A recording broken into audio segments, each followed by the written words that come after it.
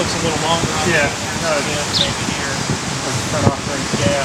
But what we'll do is you can tell if you don't get a tree coming, we'll clear it. Just throw it all back.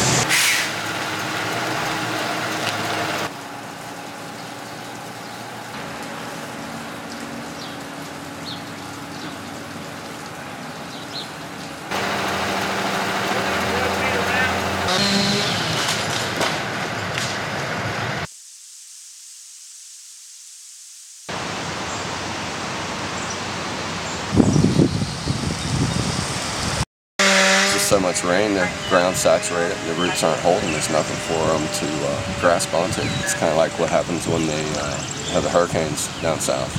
The ground's so wet from all the water, the water first, and then the wind comes in after, so it takes them down.